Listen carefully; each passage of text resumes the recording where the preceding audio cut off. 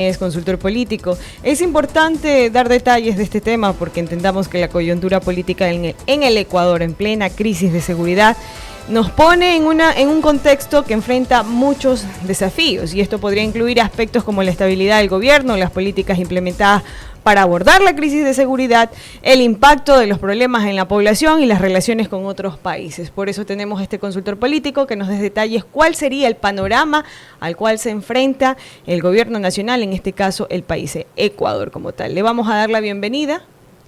¿Será que ya está con nosotros específicamente? Hola, allí, señor coronel, buenos días. Hola, ¿cómo le va? Mucho gusto, un cordial saludo para ustedes y para toda la ciudadanía que comparte esta conversación. Muchísimas gracias por estar con nosotros aquí en Radio Visión Manaví 650M. Para entrar en materia, ¿cuál es el panorama en el cual vive políticamente el Ecuador en estos momentos? Es una pregunta muy relevante y yo quisiera empezar respondiéndola entendiendo el contexto de cosas en el cual se encuentra el país, que en alguna medida va a delinear, ¿no es cierto?, el presente y el futuro de las relaciones políticas y de las relaciones institucionales.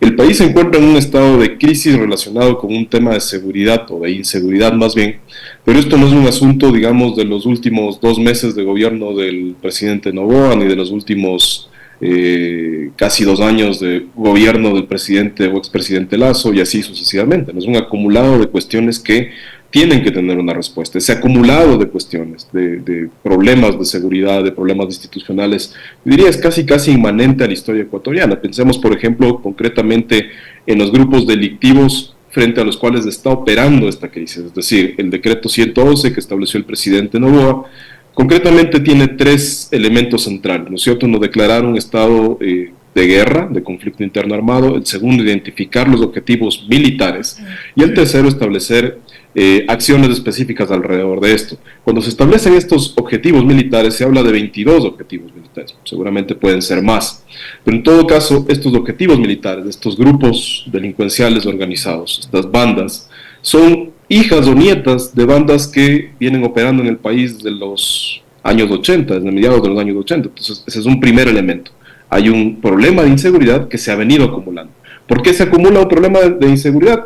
Yo diría primero, por una falta de respuesta estatal. La falta de respuesta estatal no es solamente tener o no tener presupuesto, porque se podría decir que determinados gobiernos eventualmente no hicieron la erogación de recursos necesaria para poder atender el problema de seguridad. Pero es bastante más que eso, es decir, es poner el dinero, pero adicionalmente tener un sistema institucional robusto que responda a esa ejecución, ¿no es cierto? No es lo mismo poner $100 en una institución que funciona que $100 en una institución que no funciona.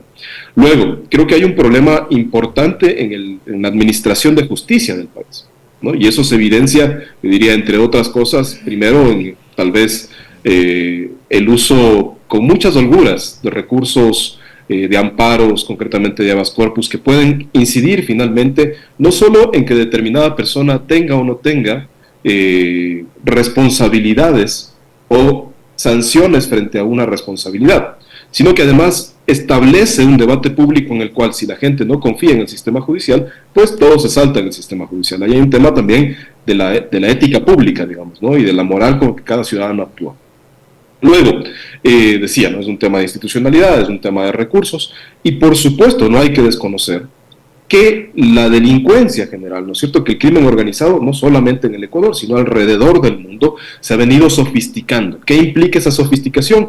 Que no solamente se vinculan, digamos, a el negocio, en este caso concretamente del narcotráfico, sino que además con el tiempo han ido estableciendo actividades incluso, entre comillas, más formales, ¿no?, relacionándose incluso con ciertos sectores industriales y demás. Y, por supuesto, han tenido una incidencia específica en los sistemas institucionales, en el Estado, en las distintas, en casos además de que ser ahí muy responsable en esto, ¿no? No es que se han tomado en la institucionalidad, sino que tienen influencia sobre determinados actores que han terminado involucrados en actos de corrupción, y en este sistema de cosas es que sucede lo que estamos viendo en este momento, ¿no?, que es ciertamente un ámbito de zozobra, y en este ámbito de zozobra, pues por supuesto los ecuatorianos, las ecuatorianas tienen un padecimiento constante en términos no solamente de su seguridad física, que puede ser el impacto inmediato de un evento de inseguridad, sino también de cómo la cotidianidad económica, incluso la cotidianidad, por ejemplo, a nivel de recibir o no recibir clases dentro de un aula, va siendo afectada. Este antecedente me parece importante porque el futuro político que de allí surja para resolver esta situación tiene que ver con todos estos elementos. Es decir, no se trata solamente de tener los recursos para poder, digamos, hacer frente a este problema. Se trata también de tener una institucionalidad. Pongamos un caso concreto. Si en este estado de emergencia, en este estado de guerra, el Estado ecuatoriano detiene, parece que vamos alrededor de 400 personas, ¿qué vamos a hacer con esas 400 personas como sociedad? Es decir, el sistema institucional, en este caso, de lo jurídico y lo judicial, puede afrontar adecuadamente el debido proceso de estas personas para que no terminen en lo que estamos ahora, no terminen hacinadas, no terminen en una cárcel que tal vez no les corresponde por su nivel de seguridad, y volvemos más bien a alimentar el problema, ¿no? Y al mismo tiempo, sí siento que ahí hay otros elementos de estos ya de estricto orden político que el presidente en alguna medida ha manifestado, pero que yo al mismo tiempo sentiría, ¿no es cierto?, desde el análisis, que no hay eventualmente todos los elementos, todos los signos, las señas, para consolidar ese mensaje. ¿Y cuál es el mensaje? El mensaje que toda nación necesita en un contexto como este, que es un mensaje de unidad, de fortaleza, ¿no? Hay este mensaje, una declaración política del presidente que es absolutamente pertinente, además y necesaria en un estado como este, y creería que faltan algunos signos y señas, como decía, señales específicas que cierren este mensaje y que justamente le permitan al Ecuador afrontar este asunto que además debe ser dicho de esta manera. Sabemos cuándo empezó, concretamente en el decreto, es decir, este accionar de objetivos militares empieza con el decreto, pero ciertamente los ecuatorianos tenemos que estar conscientes de que no sabemos cuándo va a terminar. Lamentablemente esta cuestión es así. No sabemos cuándo va a terminar y eso va a implicar, digamos, tener no solo el respaldo institucional para hacerlo, sino también la moral personal para afrontarlo, digamos, para poder vivir en un contexto así de inseguridad y de enfrentamiento, que ciertamente... Aún por el tema de la incertidumbre que puede existir por parte de cuándo termina, cuándo abro mi negocio y todo lo demás. Y a eso voy, ¿cuáles serían los riesgos o oportunidades políticas que pueden emerger de esta crisis? Bueno, hay una oportunidad política cierta que es en este concepto de unidad que ha manifestado el presidente.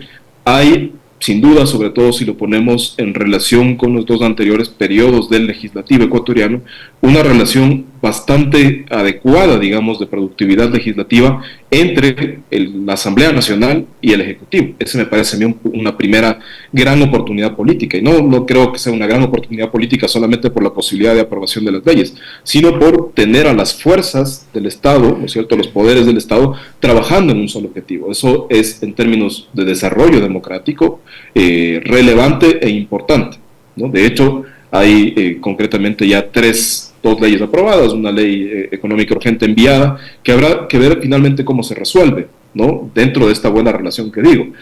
Concretamente, por ejemplo, hay ahora un debate alrededor del incremento o no del IVA, y ciertamente eso es justamente, digamos, parte del trabajo político y el trabajo político en democracia, ¿no? Hay grupos políticos que se oponen concretamente al incremento del IVA y habrá otros que lo respalden, pero justamente de eso se trata. No se puede pretender que necesariamente todas las leyes pasen exactamente como el Ejecutivo las refiere al Legislativo. Ahí hay justamente un, digamos, juego democrático que tiene que ser ejercido.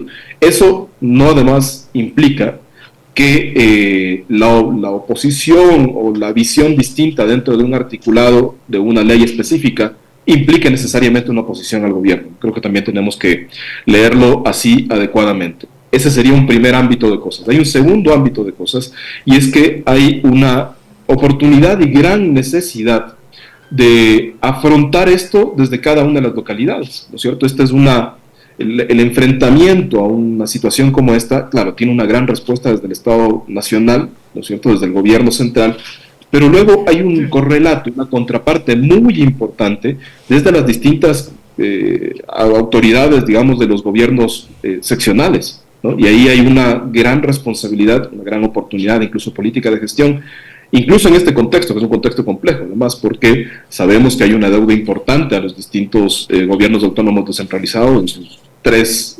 segmentaciones, en sus tres ámbitos de ejercicio. ¿Por qué es importante?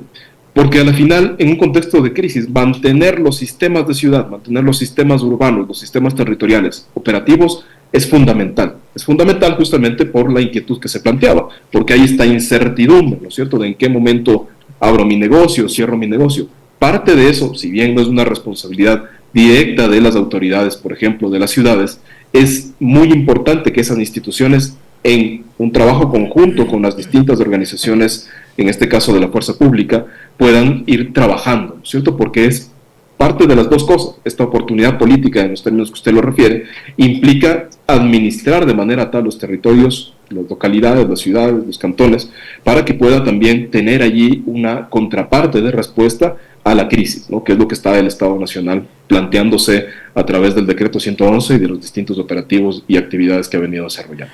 Don Carlos Coronel, muchas gracias por estar con nosotros. Son las 8:12. En realidad hay algo que inquieta, porque vemos que no tan solo este gobierno, sino los anteriores gobiernos, donde hemos pasado por crisis de diferentes tipos. Recordemos que tuvimos un terremoto, tuvimos una pandemia, y en donde los gobiernos de turno, en este caso quien ha presidido el país, pues ha llevado o ha impulsado leyes recaudatorias. De una u otra manera son recaudatorias porque hay que financiar el gasto que esto genera. Ahora, lo que poco vemos es que durante este tiempo, y sabiendo de que nosotros no tenemos una moneda propia, tenemos que ver cómo hacemos para que los dólares lleguen al país.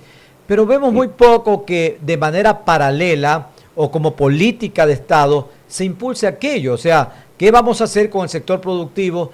¿Qué vamos a hacer con el sector exportador para que sean ellos un medio para que lleguen los dólares a nuestro país? Porque hay que mirar también el tema del petróleo. Se dice que desde ya 2 gobiernos atrás lo tenemos vendido por adelantado, y otros recursos naturales, que es otro tipo de recursos naturales que también hemos vendido por adelantado, y que muy poco tenemos en la actualidad ingresos por parte de estos rubros.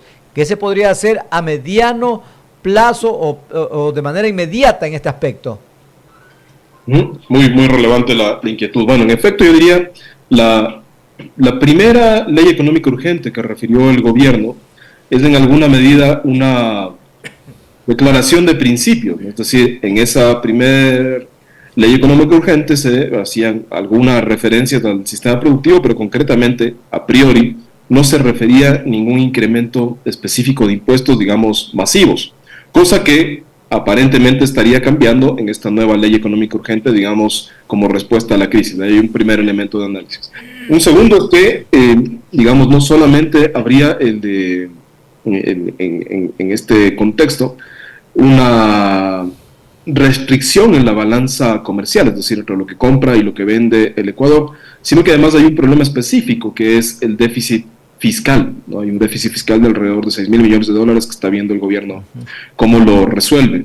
Creo que hay un mensaje concreto, ¿no? Uno de los mensajes concretos que ha planteado el gobierno tiene que ver con la reducción de determinados gastos gubernamentales. No nos ha dicho exactamente cuáles, pero sí hay un concepto general de reducir el gasto. Esto es lo que pasa, digamos, en el Estado, y lo que nos pasa a cualquiera de nosotros, ¿no? Cuando no tienes el dinero suficiente, tienes que ver algunas opciones. Una de las opciones es gastar menos, otra de las opciones es conseguir más ingresos, y otra de las opciones es incluso empezar a vender determinados bienes que tal vez no te generan los recursos necesarios, no tienen un retorno, los tienes allí parados.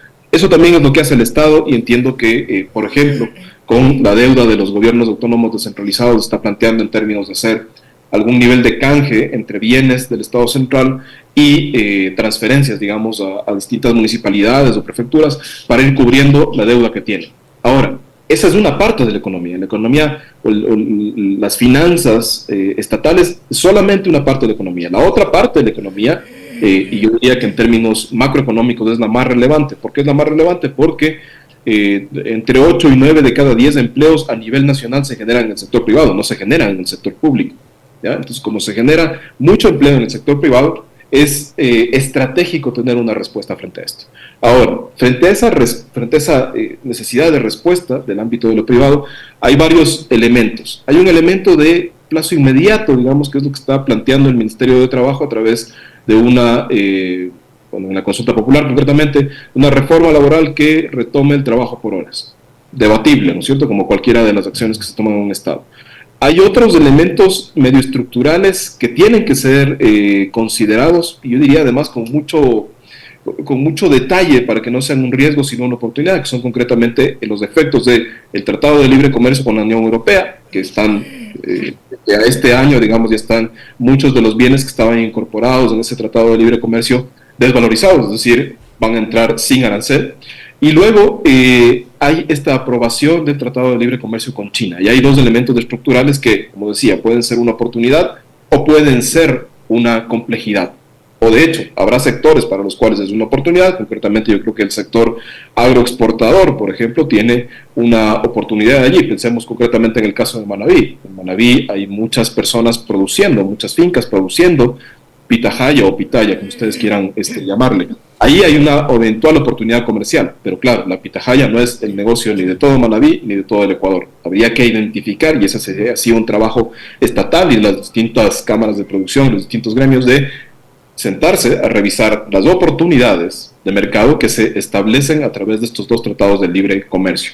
Y luego, sí hay o tiene que existir una respuesta institucional importante en términos de economía para dar respuesta más estratégica y más sostenible a estas necesidades de desarrollo económico de los ecuatorianos. ¿Por qué me refiero a esto? Porque, por ejemplo, si vemos desde el año 2017-18, los indicadores de empleo solamente han retrocedido, es decir, las condiciones de empleo de este año 2024 son peores que las condiciones de empleo de hace 5 o 6 años. No hemos podido mejorar esas condiciones. Y eso tiene que ver también con un crecimiento marginal de la economía, un crecimiento muy pequeño de la economía que está aledaño al déficit fiscal que establecíamos. Frente a esto, yo creería que eventualmente habría que...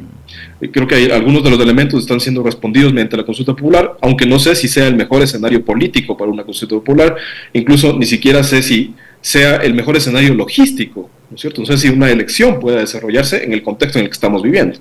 Luego, hay elementos estructurales que pueden atender a eventualmente mejorar la competitividad, concretamente el precio de insumos y dentro de esos insumos el precio de la energía eléctrica. Pero no es una cuestión que se resuelve en el plazo inmediato. Es decir, si mañana nosotros como país decidimos pasarnos, qué sé yo, a cualquiera de las energías no tradicionales, renovables, no va a ser una cuestión de 2 meses o 3 meses, ¿no? Tiene una inversión específica y un tiempo específico de ejecución. Y creo que hay que empezar por lo más básico, ¿no? Para que sea sostenible justamente. Lo más básico, entendería yo, viendo además cómo funciona la economía ecuatoriana, es en alguna medida incrementar las capacidades de innovación y de valor agregado. Esas capacidades de innovación y de valor agregado pasan por 3 elementos. Primero, por gestionar adecuadamente la infraestructura física, digamos, hacer que la producción pueda llegar adecuadamente a donde tiene que llegar. Esto lo hablo entre, concretamente puede ser la producción agrícola, tiene que llegar a un centro de industrialización, ¿cierto? Luego, tenemos un segundo elemento que es la misma formación. Sí creo que es muy relevante para el Ecuador repreguntarse qué están haciendo sus universidades y sus centros educativos, del sistema educativo en general. Y lo tercero sí es fortalecer las capacidades de innovación. Y allí ciertamente el Ecuador tiene un déficit muy significativo por 2 elementos. Primero porque somos una cultura, digamos, muy apegada a la tradición, y ese apego a la tradición complejiza la posibilidad, digamos, o dificulta la posibilidad de innovación.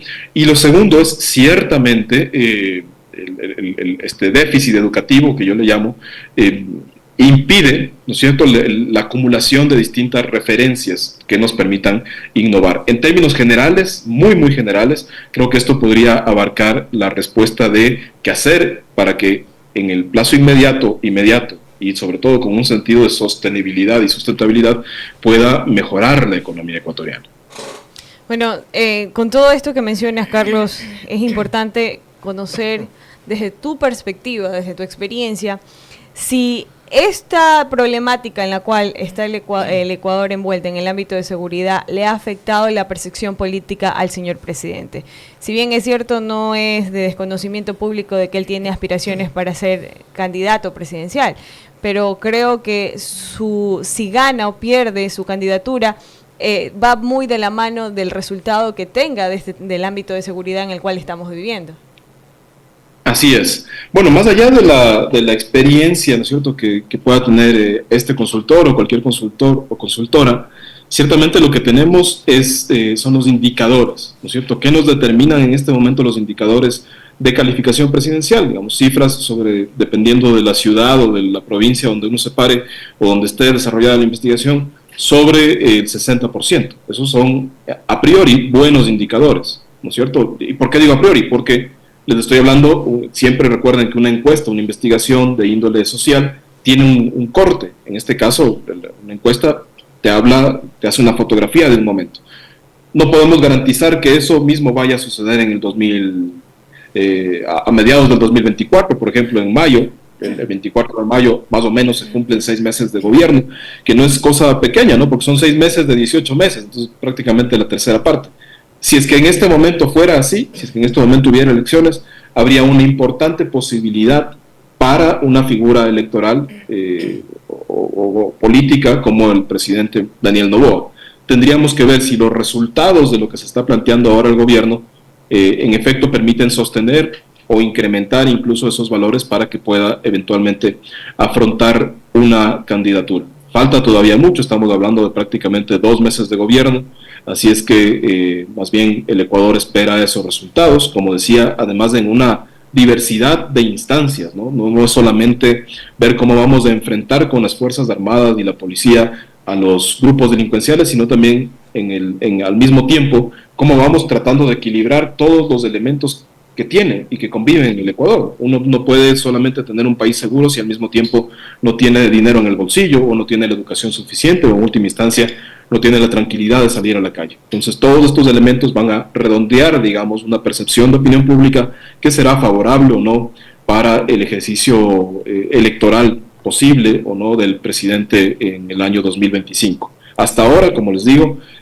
habría bastantes posibilidades para una figura electoral del presidente en términos de que haya apoyo no solo a su imagen personal, ¿no es cierto?, que eso es fundamental en términos de vocería, sino también a las actividades o a la estrategia que ha planteado respecto del tema de seguridad. En ese sentido, economista Carlos Coronel, buenos días. Hablado del gobierno, de los GACs, de los gobiernos seccionales y provinciales, el aumento del IVA del 12 al 15%, y no hemos tocado al ciudadano común y corriente. ¿Cuánto afecta? Usted hablaba de desempleo y esto, los empresarios, los exportadores. Cómo afrontar esta situación y cómo estar con el pueblo, el consumidor. Hablaba, por ejemplo, ante la pregunta de nuestra compañera Tangi Zambrano, acerca justamente de cómo ve el aspecto de una posible reelección del presidente Daniel Noboa. Pero vamos justamente al pueblo. ¿Cuánto va a impactar esto del momento de que ya se apruebe el incremento del 12 al 15% del IVA? Ya, bueno, primero, yo creo que esto sería muy anticipado pensar que el IVA necesariamente va a subir, ¿no? Como hemos visto en las opiniones de distintos grupos políticos, concretamente hay 2 grupos políticos que tienen los votos suficientes, digamos, como para establecer una tendencia que se opondrían particularmente a este segmento, ¿no es cierto?, a esta consideración que dispone la ley, este articulado que dispone la ley respecto del incremento del IVA. El IVA tiene un comportamiento complejo. ¿Por qué? Porque es un impuesto que es regresivo, es decir, si usted compra algo de $100, digamos, compras licores por $100, y yo compro una camisa por $100, el IVA nos va a cargar a los dos. Y claro, seguramente el nivel de necesidad primaria o de bien suntuario marca una diferencia, ¿no es cierto? No es lo mismo pagar $100 por licor que pagar $100 por una camisa. Ahí viene la afectación, y esa es la afectación concreta de un impuesto como el IVA.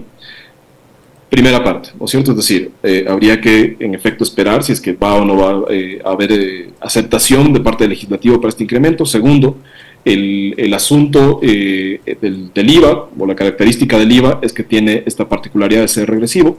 Y tercero, también habría que revisar las exenciones que determina la ley, ¿no? Siempre se tratan de generar exenciones que establece que determinados productos no sean cargados con este incremento, o incluso hay productos que, como ustedes conocen, no son cargados con el IVA.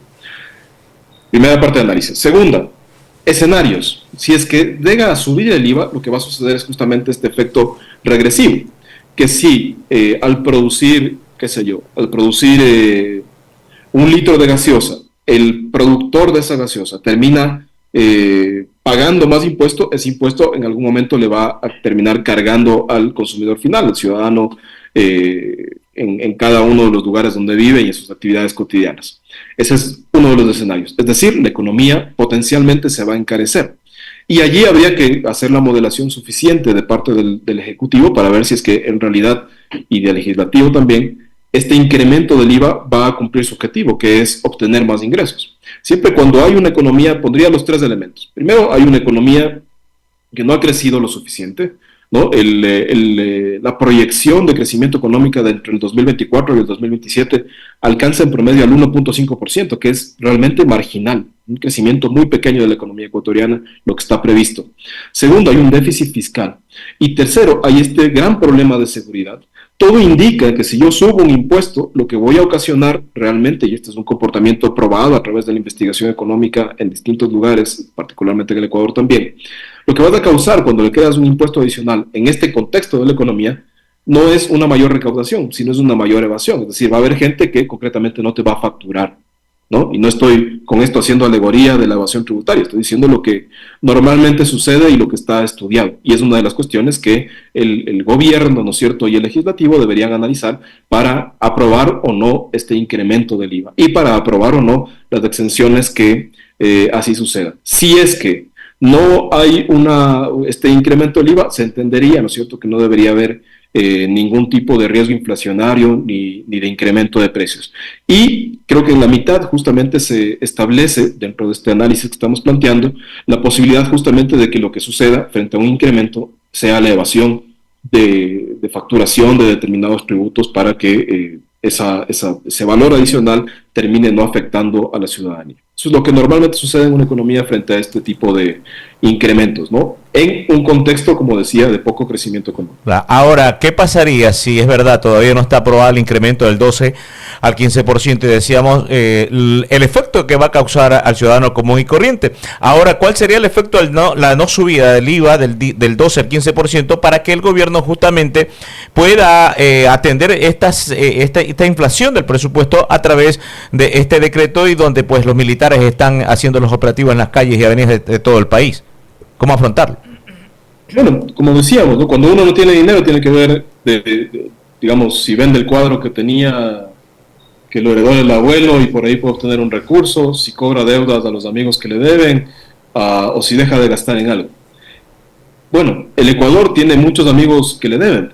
Hay bastantes deudas tributarias que no han sido cobradas, que no han logrado ser cobradas, y creería yo que más bien, si es que esta particularidad, este articulado que tiene que ver con el incremento del IVA no funciona, el Estado ecuatoriano, el gobierno nacional, tienen una oportunidad, y yo diría incluso una responsabilidad en gestionar esta cartera, que incluso si recuerdan en la primera reforma tributaria que se planteó, se hacía allí una condonación y demás, ¿no? A propósito, en el Ecuador se hacen reformas tributarias con un promedio de 2 años, ¿no? Y se hacen condonaciones de intereses y de deudas con un promedio de 2 años. Entonces creo que también está claro dónde hay dinero y dónde el gobierno nacional y el Estado ecuatoriano deberían presionar. Digo, si tenemos como ecuatorianos personas, empresas que nos deben dinero tributario, deberíamos también hacer un esfuerzo por hacer cumplir esas deudas. Esa podría ser una estrategia a largo plazo, o a corto plazo específicamente, cobrarle a esas personas que se les están no cobrando las deudas que tienen al país. Realmente sí es como un llamado a la atención, es un llamado a atención, porque los más afectados somos quienes estamos en la parte operativa del día a día, por el tema de que no hay liquidez y se ven enfrentándose que hay que renegociar deudas, que el banco y etcétera. Entonces, ya llegando a la parte final, ¿cuáles serían las recomendaciones que nos puedes brindar desde la perspectiva política y también económica para el país? Bueno, creo que para resumirlo en 3 cuestiones, ¿no? Creo que el gobierno nacional se decidió enfrentarse de una manera específica a un problema muy importante para el Ecuador. El deseo de los ecuatorianos es que esto funcione y lo que necesita el gobierno es, uno, mantener un discurso político de unidad con signos y señales que permitan justamente acopiar gente alrededor de ese mensaje. Dos, por supuesto, ejercer todas las acciones y estrategias y tácticas posibles para que funcione. Y tres, creo que, como decía al principio, hay que comprender el problema en su integralidad, hay que comprender la situación del Ecuador en su integralidad para afrontarla en esa medida y por lo tanto hacer sostenible estos visos de solución que podemos tener. Eso implica fortalecer la institucionalidad, concretamente el sistema de justicia, porque si no lo que vamos a tener es miles de personas detenidas que no vamos a saber qué van a hacer y que terminan más bien afectando el problema. Dos, sí hay momentos estratégicos dentro de esta operación que se ha planteado el gobierno o del tema de seguridad en particular, que es volver a la calma en las calles, que la gente tenga la capacidad y la posibilidad de abrir un negocio sin saber que le van a vacunar o que le van a robar o que tiene que cerrar al mediodía porque hay un coche con una bomba en la mitad del barrio. Dentro de eso creo que hay ciudades clave que el Estado tiene que recuperar. Y decía el Estado, en algún momento me refería a los gobiernos autónomos descentralizados, porque si bien no tienen un papel específico, competencial, pueden colaborar en mucho con el gobierno. Y el gobierno tiene que colaborar en mucho con los gobiernos autónomos descentralizados, empezando por el pago de las deudas, ¿no? Creo que ahí hay un elemento estratégico importante. Y lo tercero, que me parece fundamental, digamos que podría parecer baladí a muchos ojos, pero yo lo estimo fundamental, determinante, es que así como hemos hecho en este momento, ¿no es cierto?, que los medios de comunicación, que las personas que en alguna medida tenemos posibilidad de hacer vocería pública, elevemos también el nivel de debate y de conversación, ¿no es cierto? Porque si la conversación se reduce únicamente a las coyunturas, ¿no?, de que hubo un coche bomba por acá, hubo un asalto por acá, o incluso a la coyuntura de la noticia no necesariamente verificada, sí estamos en un problema social. Porque mantener la ética pública, mantener la moral, el comportamiento de cada uno de los ciudadanos frente a problemas como los que estamos viviendo es determinante, no solo para mantener un discurso de unidad, sino también para construir una contraparte desde la ciudadanía de cómo enfrentar el problema. Eso en términos generales como tres palancas, digamos, que permitan construir una respuesta. Realmente ha sido bastante enriquecedora la entrevista y en la cual todavía nos plantea muchas dudas y nos gustaría en una próxima oportunidad poder conversar con usted, pero por cuestiones de tiempo hemos llegado ya a la parte final. De mi parte y del equipo de Radiovisión Manaví, agradecerles por estar con nosotros. Muchas gracias, con todo gusto. Son las 8 de la mañana con 34 minutos, vamos a una